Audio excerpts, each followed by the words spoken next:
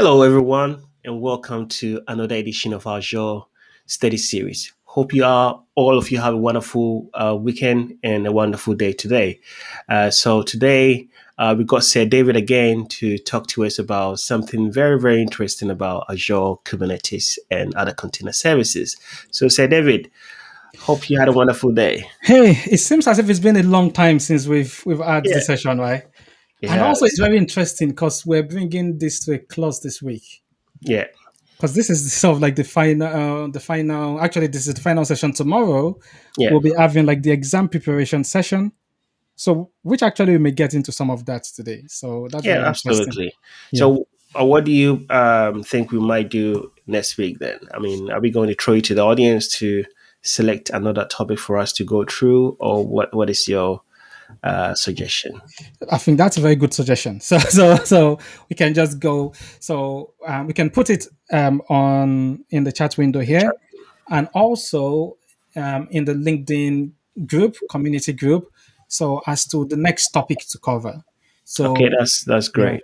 because this So, is the Azure Administrator one. yeah, We're yet to talk about Azure Developer, Azure DevOps, Azure Solutions Architect, Azure Security Engineer, Azure IoT wow. Developer. There's a lot of stuff that we could get into, right, Sakofi? There's a lot of good So stuff that we could get there's a into. lot, yeah. So, guys, you see, we got a lot that we can go through. So, make sure you join our communities that we have, and yeah, be part of the whole game.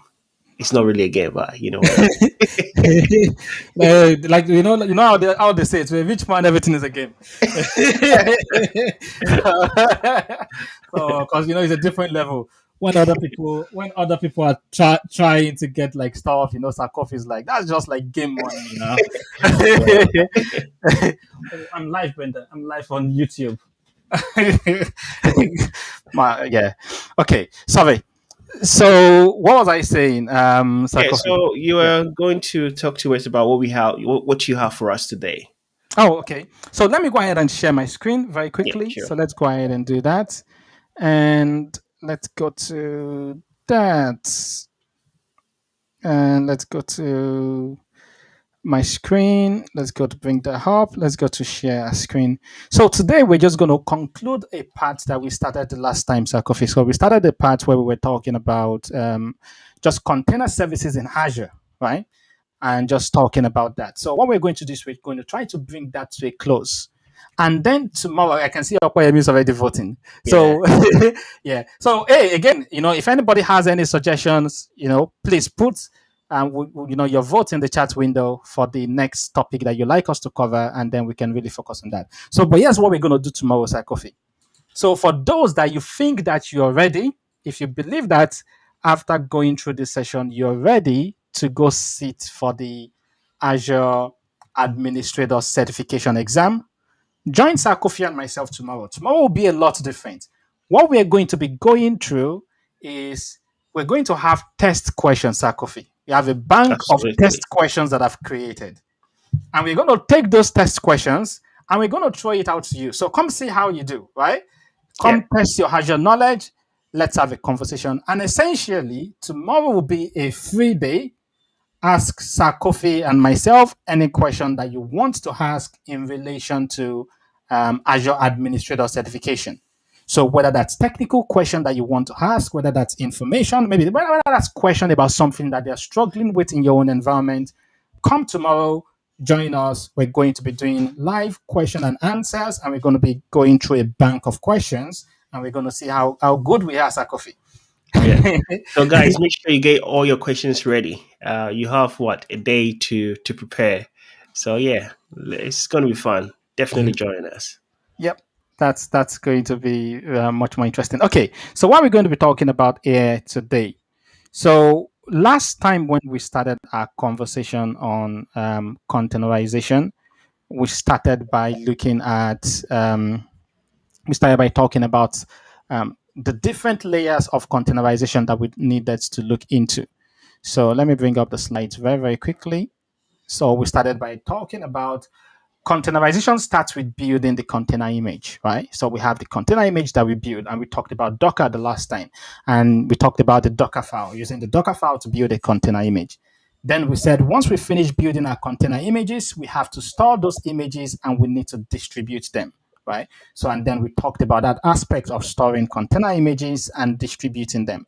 And then the last aspect which we started talking about was running our containers in Azure.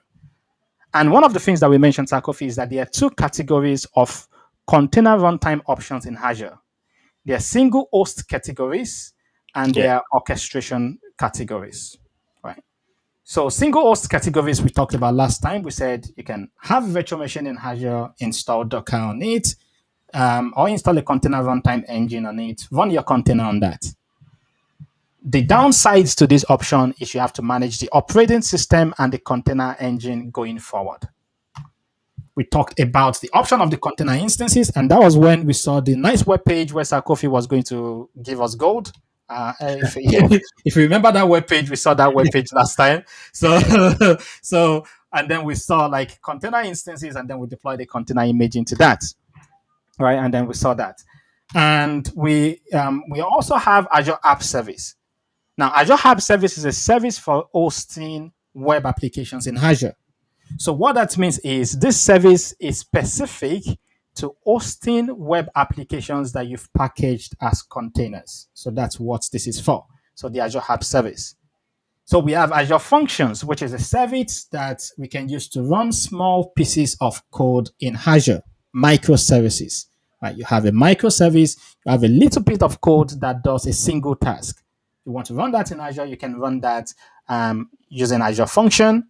However, you can run your microservice in Azure Function as code or as containers, right? So we can run containers on Azure Function. There's a service in Azure which is called Azure Batch. So the way that Azure Batch works is, so let's say you have, let's give an example of in terms of how Azure Batch works, Kofi. So let's say you have 10,000 MP4 files, right? 10,000 MP4 files. And you want to convert these 10,000 MP4 files into MP3, right? So you want to convert them to MP3. If you have a single virtual machine that's processing this entire request, that could probably take, who knows, 30 days to complete, right? That's Taking right. all of them one by one. But what Azure Batch allows us to do is to say, here's the task that I want to complete, right? I want you to schedule this task to run on a bunch of like maybe 1,000 CPUs, right? Yeah. So now something that could have taken you about 1 month to complete, all of a sudden takes you about 1 hour. All right. Because what you're doing is And with this one too, you can, since you're scheduling, you can choose, let's say, Azure Sport instance, so that you lower the cost as well. that's an amazing thought, Sakofi, because to your point, because at this point, because you're scheduling it, because it's not as if these instances, it's not as if like these instances needs to be stateful. Like what Sakofi said, you can just use something like Azure Spot instances to obtain cheap virtual machine to run your task, and then you're done. That's right. I can see Michael talking about Windows. Unfortunately, Michael, it's not going to be. It's not going to be Windows. So you know what? You know what, Michael? The Windows one will come later. So, but because we're going through like the AZ-104 exam objectives, there's actually nothing about Windows containers in the AZ-104 exam objectives, right? So there's really nothing that's called out in that sense. So then we get to the option for running containers with orchestration. So, does anybody still remember from our last conversation what is an orchestrator? So, in your own words, how would you describe an orchestrator? What is an orchestrator?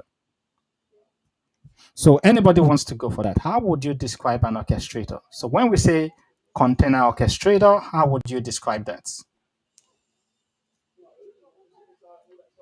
So, go ahead in the chat window, put your answer Yeah. in the chat window. So make sure you put your answer in the chat window. Yeah. So, what do you understand by container orchestrator? What capabilities do we get from a container orchestrator that we do not get from a single host container runtime option? So we got one from VJ, management of resource, Awesome. which is fairly decent answer. Yeah, that's awesome. Thanks very much for that, VJ. So, yeah, management of resources. Yeah.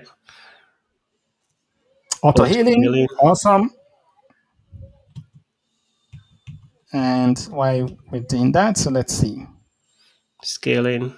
Awesome. So that awesome stuff. I think that's awesome. So let me go ahead and bring up the slide and Yeah, let's go directly from there. So those are really awesome answers that you've all given. So, and those are right. So here, what's referred to as the element of orchestration. So you have all these different elements like scheduling, right? Scheduling is where you have multiple nodes that's going to run your container workloads, and you're going to have an orchestrator that's going to schedule your workload and is going to pick which node is going to run the workload. So that's scheduling. We have affinity, anti-affinity. So maybe you have two container pods that you want to run. Maybe you want them to run on the same node, maybe for performance reasons. You don't want them to run on different nodes. You want them to be close to each other physically. So maybe for performance reason, you can configure affinity. If you want them to be separate, maybe for availability reasons. So you want one pod instance running here, another pod instance running here in case this node fails. You always have one running option. You can configure anti-affinity. You can do health monitoring. So orchestrators provide health monitoring, where it's going to monitor the health of your different container workloads, and it's going to check if they're offline, if they're available, if they're not available. So it's going to check for those. So right, you can do failover. So for example, something happens and this particular node goes down. All the different container pods that were running on this, it can reschedule them to run on this node, right? So you can do failover. You can do scaling, like you mentioned, right? So when you define your workloads to run in Azure Kubernetes Service, you can specify sort of like a range of resources that can be available to the workload, and then it's going to schedule that to run. It right. provides, yeah, networking capabilities. Yeah. So this looks quite interesting. I mean, now I understand why most of these companies are moving to Kubernetes, because it looks like it does almost everything that a VM would do and even more. And Exactly, and it does it sort of like in a much more streamlined way, yeah, right, and stuff. So we know we have networking. So for example, if you have multiple nodes like this, you have to have a way for them to be able to talk to one another. So for them to be able to talk to one another, there's going to be sort of like a network proxy, and an orchestrator is going to manage that and have sort of like virtual is this going networking to be an available. isolated network outside your, let's say, your VNet, for example? Can you let your virtual network talk to those resources or those nodes? Good question. So it depends on how you implement that. Right. So let me go bring up this document very quickly because Sakofi brought up this question. Let's go bring up this document. So Azure Kubernetes Service, which is the service that we're going to really just cover some quick information about that, actually supports different networking options. So if I go to bring this up, so it supports two main networking options that we have with that. So if you have a look at, let's not services, let's go to here, Kubernetes basic networking. So it supports two main options. So if you have a look at this option, which is called CNI and stuff, right? So essentially what this is, if you're when you're creating your Kubernetes cluster, if you select the Azure CNI option, what that's going to do is that every single pod within your cluster will essentially, um, so let's see, will essentially have an IP address within the virtual network of your cluster. Right. Right? So it's going to be as if they exist on that network. So So that's what even that's though going they to are in do. a separate node, they will still be connected to the same network, essentially. Yes. So you can see here. So that's essentially what it's saying. So in other words, let's say the IP address of this Azure Virtual Network. Let's say let's do something. Let's go ahead and get that over here. So let's copy that. Let's go bring up Paint very quickly. Let's do Paint. Oh, Paint, and let's bring up Paint. Come on, come on, come on. So if I go to bring up Paint, so if I come over here and I put this here, so let's say Sakofi, let's bring this over here. So let's say the IP address of the virtual network that the cluster is on. So let's say that is 10.1.1.0/24. So, and let's minimize that a bit so that it's not as large. So let's say 23. Come on, come on, come on. It's dragging a little bit. It's doing something, but it's just delayed. Oh, here we go. So it's eventually responding. Let's make that 18 actually. Okay, yeah. So let's say that's the IP address of this virtual network, right? Yeah. Of the Kubernetes cluster. What that means is every single pod, which is essentially a containerized version of like sort of like the container workloads that we're running, every single pod is going to get an IP address on that network. So it's like you're just connecting another virtual machine to that network. Got it. Right. Yeah. So that is one option, right? But however, if you're using this option, what that means is that you have to plan this IP address space because it has to be very large, right? Yeah. If the workloads, if the pods that you're running, because you can spin up 1,000 of them very, very quickly, right? So you have to ensure that you have sufficient IP address range to be able to handle that. Another option that we have for that networking is the KubeNet native option, which is just the native Kubernetes networking option, right? So there are multiple plugins. So we're not talking about Kubernetes in details today, but there are multiple plugins that you can use to implement this. But with this one, you can see that the pods are going to receive an IP address from a logically different space than the nodes of the virtual network.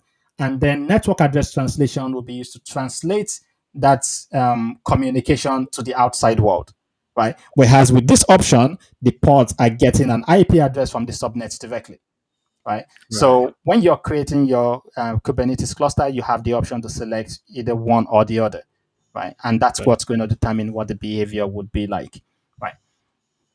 So hopefully this should be inter-pod communication. But what about if you want to communicate to externally? For example, once you deploy your resource, let's say you deploy a website, you want it to communicate or people to access your resource.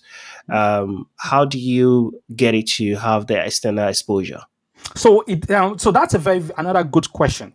So in Kubernetes world, one of the ways, there are multiple ways to do that, but one of the ways to do that in Kubernetes world is to use something called services, right? Okay. So, and when you're defining your services, again, you define that using a YAML file to say, here's my container workloads that I want to run, and here is sort of like the service that I want it to be exposed on.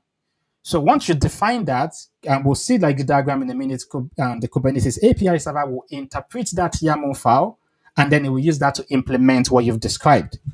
So you can see that there are three options here, Kofi, and you can see how that works. So for example, when you're defining your services, so this is talking about service that's coming from outside, that's coming inside, right? So it's originating from outside and coming inside. Let's see very quickly. So you see that we can use, if we specify cluster IP address. So that's going to create an internal IP address for use with the AKS cluster. So in other words, the cluster itself is going to have an IP address that's it's not a public IP address, it's an internal IP address. And then, so maybe it's an IP address that's going to be part of like the VNet. And then you can just do network mapping to say anything that comes to that IP address will be mapped to these pods, right? And then anything that comes to that IP address on an internal IP will be mapped to those pods. But you can also implement like the node pod option. So with the node pod option, so it's going to allow the application to be accessed directly with the node IP addresses and ports. So every single node in Kubernetes has an IP address. So essentially what you're saying here is, so if my pod is running on this node, anything that comes to that particular node, I want you to send it to that pod. So it's using a node port. And then you have the load balancer option, which is a special service type for Kubernetes. But essentially, that's going to create an Azure load balancer, right? Which is going to have a public IP address, if you define that. And then anything that comes to that load balancer, that's going to be redirected to the Kubernetes node. And then that's going to be now sent to the pod based on your configuration. So there are multiple ways to implement this, but that's just one of the ways that we can use to implement internal ones. So Sarkovi and myself have been talking about a container deep dive series. We've been very busy with a bunch of stuff, so we've not been able to get to that, but we really need to get to it, Sir Kofi. Yeah, So, definitely. yeah, I can see Michael mentioning in the chat window, he said, I'm still struggling to understand containerization. We can see Vijay has a question about really delving deep into Kubernetes ingress and egress.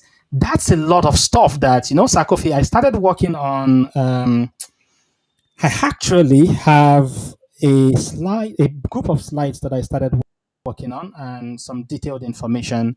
And I'm not going to share like everything in details, but I think Sakofi would need to really get together and make this happen for the people at Absolutely. some point. Yeah, Yeah. we should. So yeah, what I call this is I called it Kubernetes deep dive is what I called the topic, and it's essentially really delving deep into Kubernetes in a way that you don't really see mentioned. So again, I'll just show you like some taster slides from that because again, this is beyond the objectives of what we're talking about. However, I'll share like some of that with you. So for example, this one of the slides that I have there, where depending on what we are doing, we're implementing protection for Kubernetes and just different options that we have to implement security. So and actually, you know what? I may actually just talk about this one now. Okay. So, anyways, let's talk about. I'll come back to that slide. Let's focus on this first. So, these are the different elements of orchestration. So that's good, David. Here are the different elements of orchestration. What services do we have in Azure to run orchestrated Kubernetes workloads? What services do we have? So we have Azure Kubernetes Service, which is what this course was going to test you on. So we have Azure Kubernetes Service, we have Azure Service Fabric, and we have Azure Red Hat OpenShift. So I have a question for people. What's the difference between this? What's the difference between them? Azure Kubernetes Service, Azure Service Fabric, Azure Red Hat OpenShift. Any difference between them? What do you think? When is it good to use one versus using the other one? So let's throw that out to the audience. So when is it good to, when's the main use case for Kubernetes Service or Service Fabric or Red Hat OpenShift? What do you think? So let's see what people think. When do people typically use Service Fabric? When do they typically use Red Hat OpenShift?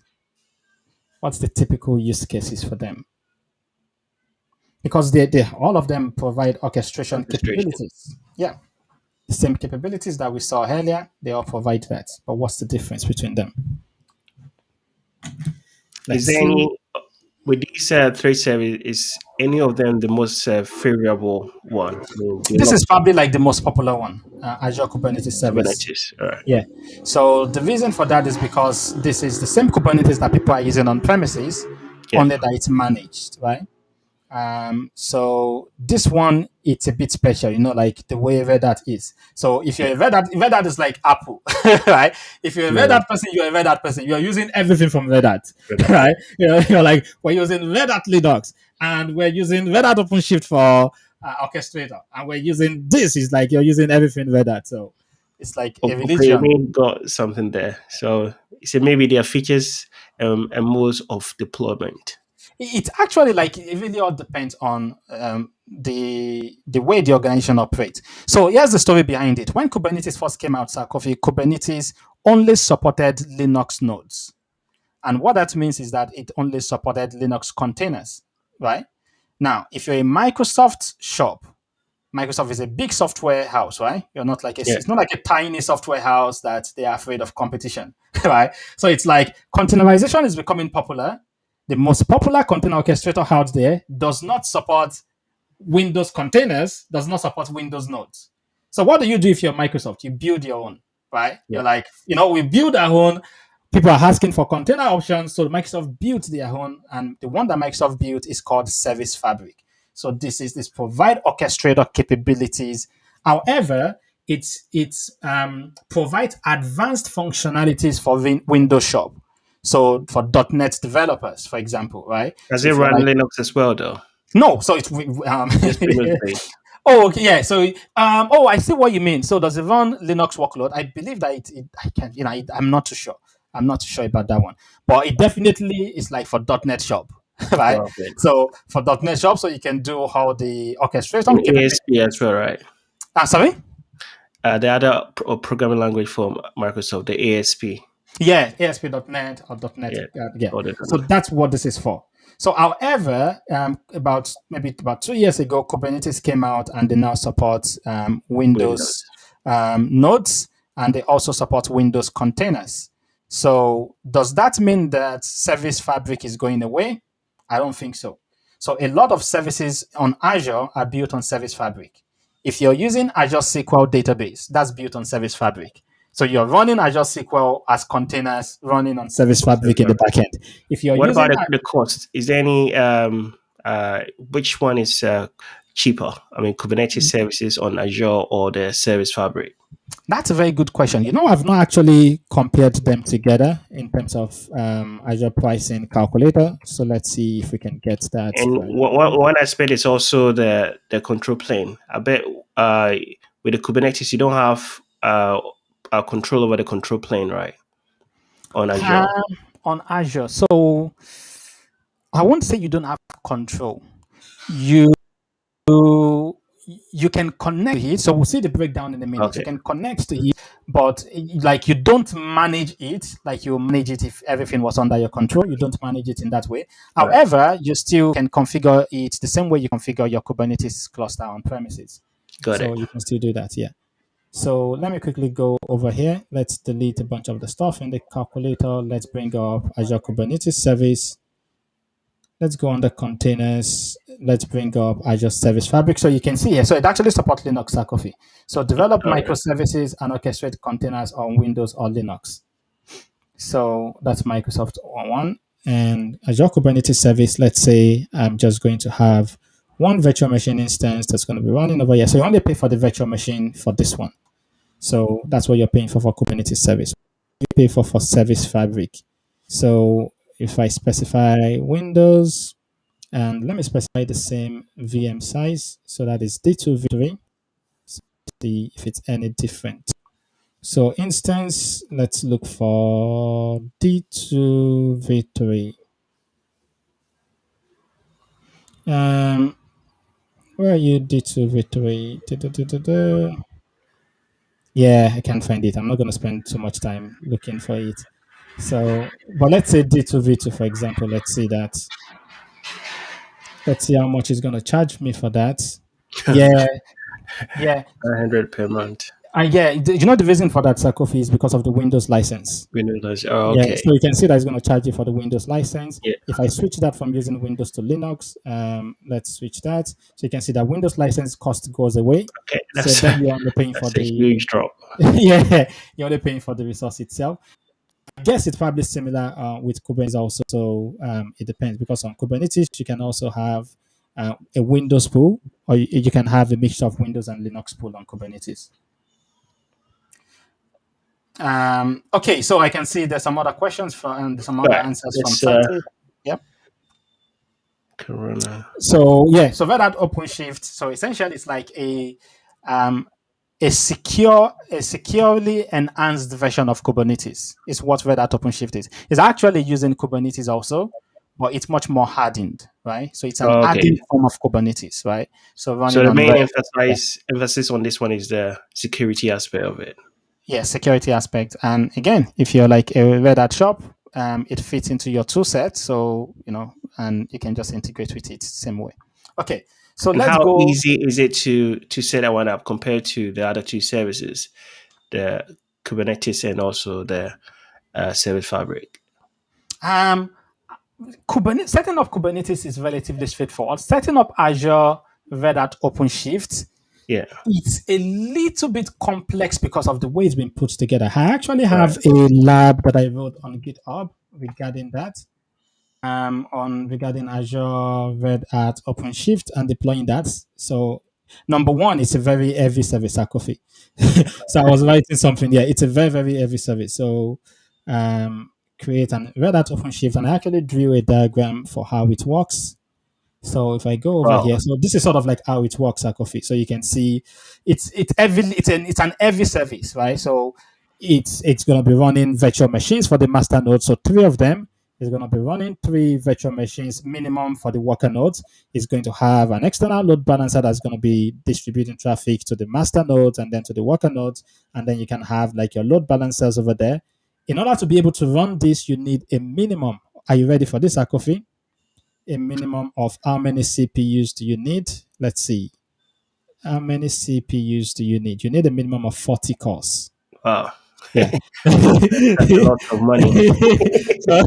so to be able to run that, so essentially before I was able to run it, I had to go request for quota increase from Microsoft so they can increase the quota, and then you're able to go Did run you that. run this one on your own environment? Yeah, I did. Ooh, cash Yeah. money. It's a lot of money.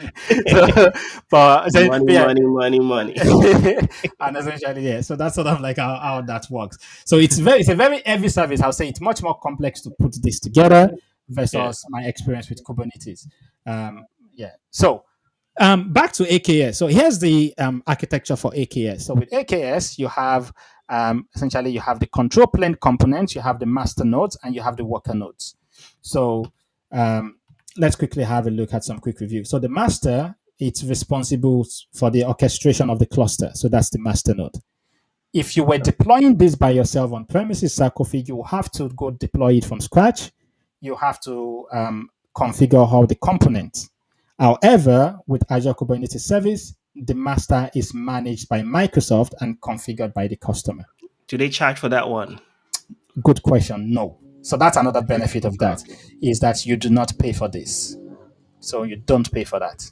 However, like, when I was looking at Red Hat OpenShift, because the master, the control plane is actually running on Azure virtual machines, you're paying for that also. You're paying for these virtual machines that's running the control plane. So then it's very important that wherever you're deploying, you select the right service, because more likely one of the reasons why other people will select the red shift is maybe wherever they are trying to deploy, it requires that specific service, and they can choose the one over the AKS and disregard the cost factor.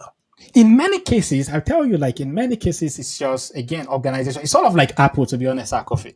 So I'm not sure. Sarkophage uses Apple all the time. Sarkophage is an Apple guy. So like the new Apple stuff that was released, before that got announced, Sarkophage already got that. It has a gold-plated version of whatever Apple just announced. So the sort of like the way that sort of works is the majority of people will argue with you and say, what you can implement with what's the name with because again, Red Hat OpenShift is using Kubernetes under the hood. However, the nodes are not running so. For example, the nodes that are running on Azure Kubernetes Service, they're actually running Ubuntu. So they are running an optimized form of Ubuntu is what they're running, right? However, if you're using like the Azure Red Hat OpenShift, they're going to be running Red Hat, and essentially the node that's going to be running your master is a much more hardened Linux form of Red Hat Enterprise Linux, right? So it's a much more, essentially it has much more default security capabilities built into that, right? And stuff. So anyway, so that's the master node. So, but then we also have the worker node. So the worker nodes, we can have, they're called node pools. So let me quickly take you to an environment. Let me show you what that looks like very quickly. Sure. So over here, I have a Kubernetes service that I deployed earlier before. If I go to my Kubernetes service, if I go on the node pools, you can see that when I created this, I have a node pool that was created, and that's running Linux, right? So that's actually using virtual machine skill set in the backend is what that's using. However, I can go add another node pool. So node pools allows me to essentially, I can add a mixture of Windows and Linux running on the same node pool if I wanted to, right? So essentially, I can go specify which one. So again, I can go specify whichever version that I want to run. So it allows us to mix sort of like the OS types together in stuff. So I can add additional node pools into that. Oh, okay. Yeah. So let's see very quickly. So if you're running like a Windows node pool, so the Windows node pool are running an optimized version of Windows Server is what they're running under the hood. So they're running an optimized version of Windows Server under the hood, and that's sort of like how that works. And it also supports a mixed environment where you have a mixture of Windows node pool, a mixture of Linux node pool. And then one you can So, sort of, yeah. so when you say a mixture, so that means you can install a specific, let's say a web server. You can Mm. install, let's say, your website on either Windows or Linux nodes or ports. And what will happen is that once someone tries to access the resource, it can go to any of those ports, whether it's a Linux based or Windows. Is that the case? So yeah, so but the way that you do that, because again, it depends on. So for example, if my container workload is a Windows containers, I want that Yeah, to run on a Windows pool. If they are Linux containers, I want them to run on the Linux pool. Windows pool. So the way that that's going to work is whenever we're defining our workloads. Let me give you an example. Uh, so whenever I'm defining my workloads, I can specify the node pool that is going to run on. So when Okay, I'm specifying that, I can say this workload that I want you to run, it's Windows containers. Therefore, I want you to run that on a Windows node pool. So let me show you an example of that very quickly. So Coffee. So if you have a look at this, here's an example of that. So you can see here's a sample application that's been deployed in YAML, right? yeah, So we're specifying the services that we're creating. However, we're using node selector yeah. to say, I want you to run this on a Windows pool. So it's I've actually got it. going to go look at that property of that node, and it's going to make sure that it says Windows, because that is a Windows container, right? So it's going to Got it. make sure that that's running. And you can do the same thing for Linux. So you have a Linux container that you want to run. You can use node selector to define that's going to run on a Linux node pool. Linux. All right. Yeah. So that's how people will typically do that. So, yeah. I like how simple this one is. You just get a YAML file and define everything in there. Even when you want to replicate the instances or the nodes, you just have to specify a value and a replica, and then we'll just deploy it. Yeah, exactly. And again, that's a lot of stuff. We know we need to Yeah. really get into that, but we'll get into that and stuff. So Vijay asked a nice question. Does AKS has UI like OpenShift? Not by default, but it can. So it does not have. So it can have a UI. It can have a UI. So because the UI is something that you can just connect to the API and you can just go manage it, right? So essentially, you can implement the UI for that. So yes. So let me get that information. So I'll put this information in the chat window for you, Vijay. But yes, you can install a dashboard for Azure Kubernetes Service. And once you install a dashboard, essentially you get like the native Kubernetes dashboard. So something similar to that. Is there a And then reason you can why use it's it. not so popular? Because it looks like That's that. what I'm like. I'll show you a reason why it's not so popular, Takofi. Let me show you this one. So this one is a bit funny. Why it's not funny for the organization involved. So let me put that in the chat window for Vijay very quickly. Yeah. So here's one of the reasons why. Tesla Kubernetes. It's a very popular entry point for that. So Tesla was hijacked and stuff. So people just essentially, if people have, in some cases, people just have them running with default credentials, which was what happened to Tesla.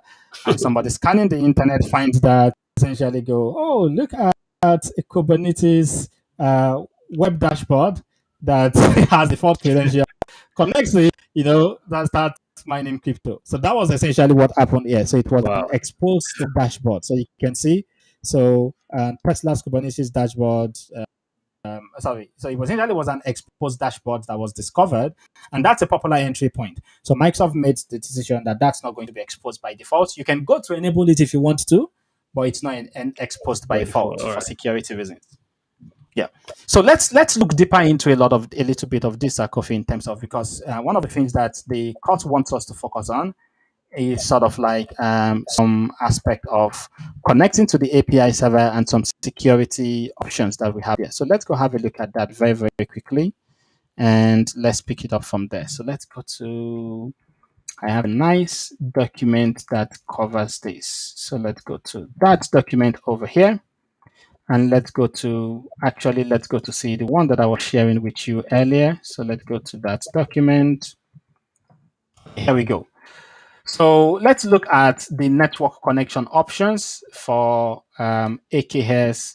when it comes to the API server. So network connection of AKS when it comes to API server. So we have three options. We have the public cluster. We have public cluster with authorized IP address ranges. We have the private cluster. Let's have a look to understand this. So first of all, the public cluster option. So what that means is we have Kubernetes, Azure Kubernetes service implemented. The control plane is running on the master nodes, and there is a cluster API server, right? The cluster API server is what we can connect to manage our Kubernetes cluster, right? To deploy workloads and other things. By default, if we leave the default, which is public cluster, any IP address, essentially any IP address from the internet can connect to that public IP to access the Kubernetes API server and essentially manage it. Now, it doesn't mean that they can connect to it. It doesn't mean that they won't need to be authenticated. They still need to provide authentication and authorization, right? Okay. So, but anyway, from a network perspective, it means you can reach it, but you still need to authenticate, right? So, but by default, if you just use the public cluster option, that's what you get. Let me show you what that means very quickly when I go over here. So what I'm going to go is I'm going to go to create a resource, and I'm just going to go create a new AKS resource very quickly. And it is service, create that. And for the resource group, I'll just create a new one very quickly. I'll call that DO AKS resource group. Okay, cluster name, I'll call this DO AKS cluster 01. I'll leave that in HDUS, so I'll distribute my nodes across availability zones. For the Kubernetes version, I'll just leave that as 1.19.11, which is the default. For now, I'll just set that 1 to 1. So because it's in a test environment, if you're doing that in a production environment, you want that to be a minimum of 3. So the reason for that is you always want to have capability to be able to handle the workload in case one of the nodes fail, right? If you have 3, if a node fails, the workload that was running on that node can be distributed across the remaining 2, while the other ones use itself, right? So, but for this test case, I'll just leave that as 1. So if I go to node pool, you can see that it's going to create a Linux node pool. Yes. David, can I create only in Windows node pool without having a Linux node pool? No. So you have to have a minimum of 1 Linux node pool. So you can see that it says mode is a system. So this is the node pool that the control plane will run on, is what that's saying. So that's what that system means. So the control plane will run on that. So essentially you need to have a minimum of 1 that's Linux. Then you can have additional Linux or Windows node pool, but the control plane still runs on Linux. So you have to have a minimum of 1. So, but however, I can go to mix that together, and I can go to add maybe a Windows node pool. I can call this Windows pool 01. Okay, it doesn't like the hyphen, so let's remove that. Okay, it doesn't like the 6 characters. So let's call that W pool 01. So that's still more than 6 characters. And W pool 1. Let's do that. Anyways, so Windows, I'm just going to leave that to a count of 1 also. So again, just testing. I'm just going to click on add. Okay, so the size, let's pick a very small size of virtual machine. So I'll just pick that. I'll go ahead and click on select. Okay, it doesn't like that size. Of course, because Windows is not a light operating system, right? Yeah, it's 4 gig. So it's like, are you kidding me? So if I go over here to under authentication, I'll come back to that. But if I go to under networking here, so that was what we're talking about. So Kubernetes. Okay, the Kubernetes. And then we have the Azure CNI, where it's going to give them IP addresses on the network itself. Right. Okay. So I can select whichever option that I want to select. So, however, you can see that if I'm using the Windows node pool, it has to be Azure CNI. It doesn't support Kubernetes. Right. Yeah. So I'll go ahead and select that.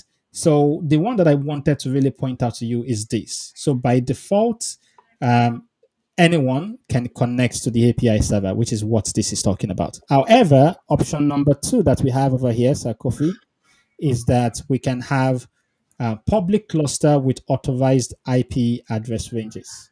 So the Oh, way that okay. that works is that we can sort of have like a trusted IP address list, Yeah. where now instead of every single IP being able to communicate with that, I had a trusted list to say, except you're in this list of public IP address, you cannot have network communication to the cluster API server, right? And to do that, I can do that when creating, I can do that after creation. So I can use the set authorized IP address ranges, and then I can specify trusted IP address ranges that's going to be allowed to connect to the API server. Right. Okay. Yeah, Got so it. that's the option.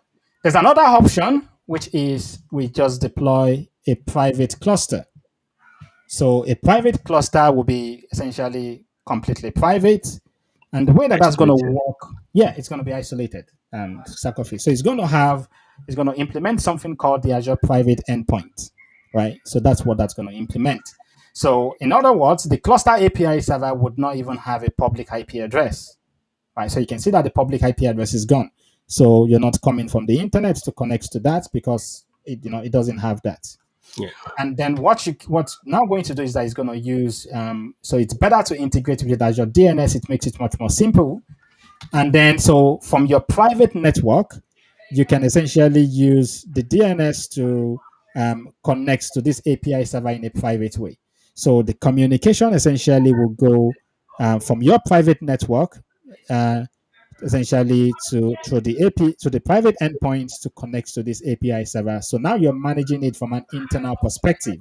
You're not having to go externally to be able to do that.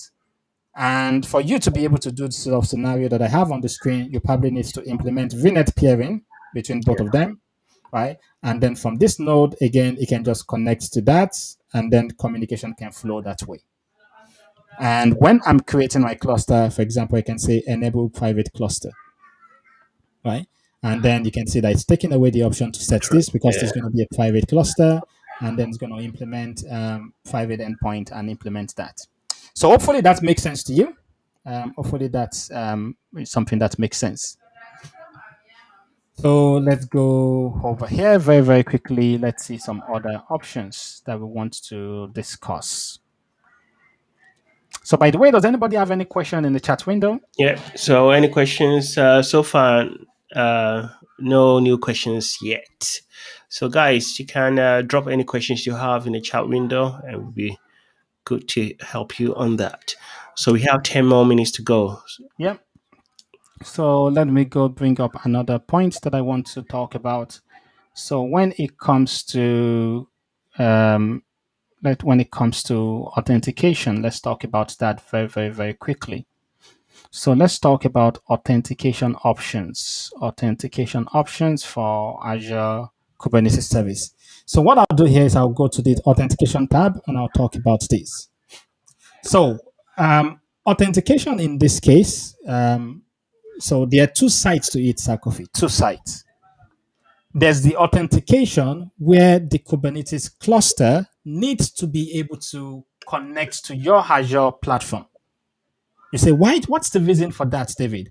Remember the scenario that we talked about for when you have a Kubernetes cluster, and we said, Sarkofi, that you can implement load balancer service type, if you remember, right? And we That's said, right. whenever you implement a load balancer service type, what Kubernetes will actually do is that it will go to the Azure platform, it will create an Azure load balancer, it's going to give it a public IP address, Yeah. and it's going to map the workloads to your different Kubernetes cluster nodes, right? So when you Yeah. do that, in order for Kubernetes to be able to create a load balancer in Azure and do all of this, it needs permission on Azure, right? It needs permission to be able to do those things. So that is what this cluster infrastructure is talking about. This is talking about how do you want to give Azure Kubernetes service? How do you want to give it the permission to manage cloud resources that it needs to be able to manage? So we have two options here. We can use just using a service principal, which is a user managed service principal, or the more preferred way is to use something called a managed identity, which is an identity that is managed by the Azure platform on our behalf. So we Oh, okay. have those two options. So we either use service principal. So many people are moving away from service principal to using managed identity these days, right? So now you don't have to worry about rotating the keys. rotating the certificate, all of that is managed for us in the backend, right? But then we have the other aspect of authentication. So that first aspect is Kubernetes authenticating to the Azure cloud to manage resources. The other aspect of that is administrators, developers needs to connect to the Kubernetes API server. They need to authenticate to it, and they need to be granted permissions to perform certain actions on the Kubernetes cluster. So that is what this is talking about. And you see that we have two options here, Sakofi. We have role-based access control and we have AKS managed Active Directory. So let's talk about this very quickly, and I think that's where we'll stop today. So for the role-based access control, this is just typical Kubernetes option of managing or of authorizing users. Let me show you an example of what that looks like, Sakofi. So let me go to my environment over here. I've got an example that I can share with you of, let's see, the authentication. So let's go to AKS, and let's go to that. Okay, yeah. So here's an example, Sakofi. So let me share this example with you. So the way that this works is essentially you go to create roles on Kubernetes. So here's an example. This is not really clear, but hopefully you'll be able to see it enough. So the way that this works here is that I've got, I can either create like a role or what is called a cluster role, right? So a role in Kubernetes just means that, what's the name? The permission. So when we say cluster role, it means that we're granting permission across the entire cluster at the cluster level. So that's when we define like the cluster role, right? However, if we want to grant permission just for a particular namespace, we define a role, right? So essentially, we log into Kubernetes and we define a role, and then we specify this role that we are defining will have permission to that namespace, right? So we can see we're scoping it to a namespace, right? Yeah. Right. And then we define the permissions. We say it has permission to these API groups, to these resources, to perform these operations on that namespace. So we create a role. So all of this is handled within Kubernetes itself, right? So, or we can create a cluster role. You can say that a cluster role, there's no need for namespace definition because this is given permission across the entire cluster, right? Oh, okay. So we're given permission across the entire cluster, and there's no need for us to scope it to a namespace. So after we've defined our role or our cluster role within Kubernetes itself, then what we can then do is then we can go to bind that role to an identity. So we go to create a binding. So let me show you what a binding looks like. So here's an example of a binding, Sakofi. So now, for example, I create a cluster role called Business App Full Access Role, right? I then go to bind that role. So that is the role that I want to bind. Let me go get the stuff. I then go to bind that role to this user. I say this user account is going to essentially take on that role, right? And then if I've defined a cluster role, I can go to define a cluster role binding to say this user account, right, with this name is going to be able to take on this role and this cluster role that I defined. So that is how you do that. But the thing is that this can be a pain to manage because you have to log into Kubernetes API server and be creating all these different YAML files. And it can be very difficult to manage, Sakofi, right? So, but this is the option that we are selecting when we select this. In other words, don't worry about it. I'm going to use Kubernetes to manage it. That's really cool. The other option is where we say, you know what? I have Azure AD already. My identities are in Azure AD. How about you let me integrate Azure AD with Kubernetes role-based access control, and it's going to make my life easier. So all I need to do is if I had a user into a group in Azure AD, the user automatically gets the role in Kubernetes without me having to connect to the Kubernetes API server and define a new role binding or cluster role binding. All right. Yeah. So that is what this option allows us to do, to be able to do that and that option. So I don't have enough time to take you through what that looks like. However, what I'm going to do is I'm going to share this document with you and we can see an example of what that looks like. So actually, you know what? Let's Excellent. go over to this link and I'll share that with you using Azure AD. So there's a lot of complication to this, but for the administrator objective, we don't need to go into a lot of that complications. So a lot of this complication, we need to get into them when we talk about the Azure Security Engineer certification, right? So the easiest way to do this is to enable what they call AKS managed Azure AD integration to your existing cluster.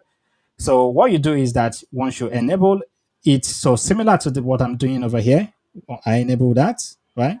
So once I enable that Sarkophie, I can add an Azure AD group that's going to have administrator privilege to manage the Kubernetes cluster.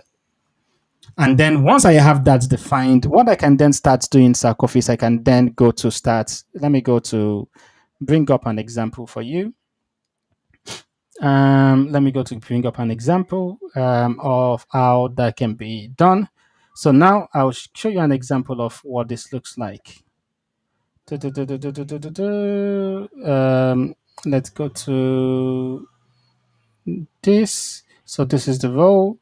So essentially, we still have to define our role. However, when we're defining our role binding Sarkophie, we can tie the role binding to an Azure AD group. So here's an example of what that would look like. So once we've enabled this option, right? So when we're defining our role binding in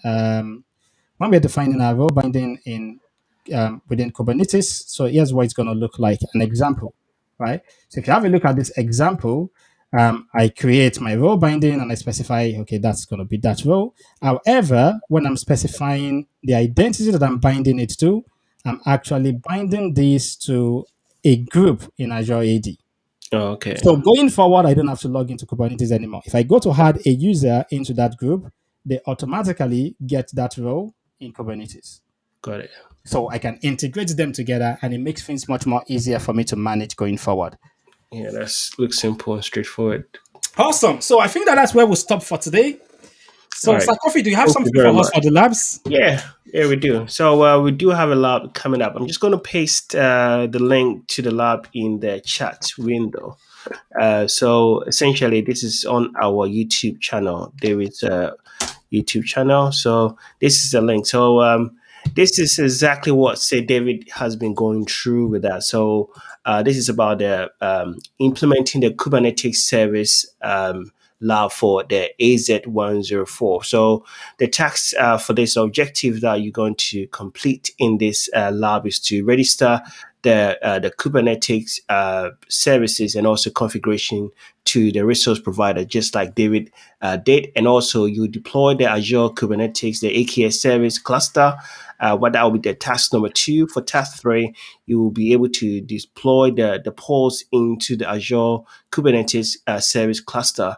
And the last one, you have the ability and also to scale your containerized workload in the Azure Kubernetes service. So hope that you guys will follow through with this. Is quite an exciting lab, just like you've seen Sir David going through all these services. So going through the lab will also obviously drive the message home. So I'm hoping that you guys will take on the task. And I highly recommend this. Sarkophie has been doing an amazing No, job. you've been doing the job. All the jobs are. I mean, Sarkophie has been doing an wow. amazing job. Please make No, sure yeah, you really like the video, please, and also share them. If yeah, you do know share. anyone Yeah, that's studying for the Azure certification, please do share the videos with them, so they can also benefit from it. yeah. So here's what we're going to do tomorrow. So I'm just going to give everyone a taster of some of the things that we're going to do tomorrow. So just 2 minutes and we'll give a taster of what we're going to do tomorrow. So tomorrow is exam preparation session. So if you're yet to revise, make sure you do Sarkophie's labs and make sure you revise because here's an example. Let's Absolutely. take 2 questions for today. So tomorrow we're going to be going through a question bank that I've put together specifically for the Azure Administrator certification. So come to test your Azure knowledge. Let's see how we do with this cupboard, right? So that's what we're going to be doing. And also, Sarkophie and myself will be available here tomorrow because this is the end of this study series, right?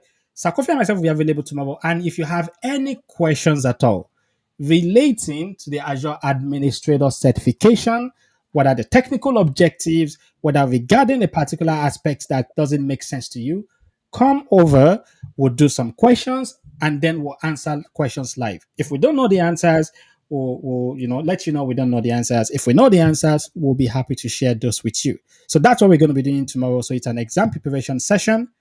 And also, what we'll also love from you is we'll love for you to vote and tell us which certification study series you'd like us to do next. So we've just finished the Azure Administrator.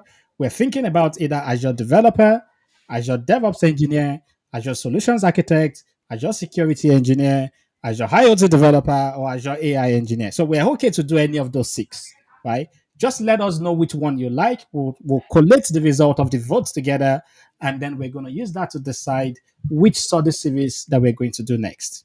But before we do that, so Sekofi, here's a question that we're going to finish with this today. Yeah. So, and want our audience to participate here. You have been tasked with switching a general purpose version 1 storage account that uses LRS to using ZRS. So you're an administrator, that's your task. You need to do this with the least amount of administrative effort. What should you do? So here you have 4 options. You want to switch a general purpose version 1 storage account that's using LRS. You want to switch it to using ZRS. What should you do for? Option 1, should you modify the performance tier of the storage account to premium? Option 2, do you create a new storage account and move the existing data into it? Option 3, do you upgrade the existing account to general purpose version 2? Option 4, do you modify the replication setting of the existing storage account? So let's see how people are. Put your answer. So How many option 1, answers? yeah, Just we have one. option 1, 2, 3, or 4. Which one do you think? So just a single answer here, guys. Yes, single answer.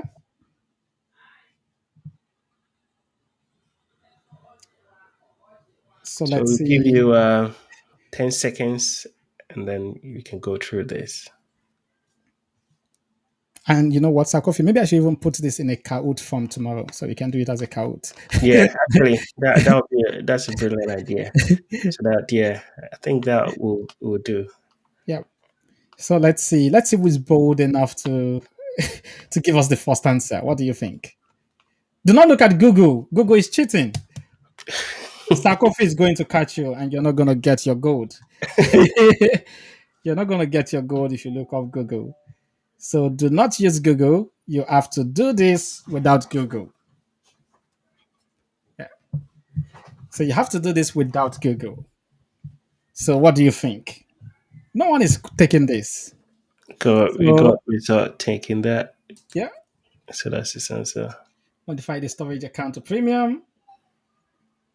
I'll just go ahead and share the answer because no one else seems to be.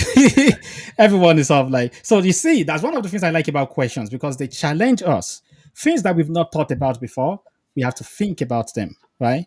So that's what I love about this. So the answer to this is number 3. You have to upgrade the existing accounts to general purpose version 2. What many people may not have realized is that the option to use ZRS, zone redundant storage, is only available on general purpose version 2 storage account. So test it out and you're going to see. So let's pause there for today. So thanks very much for joining us, Sakofi. Thank you guys. Thank you for joining us. And Yeah. hopefully we should see you guys tomorrow for the grand finale. Yeah. So see you. Have a lovely evening. See you. Have a wonderful evening, morning, afternoon. All right. Bye-bye.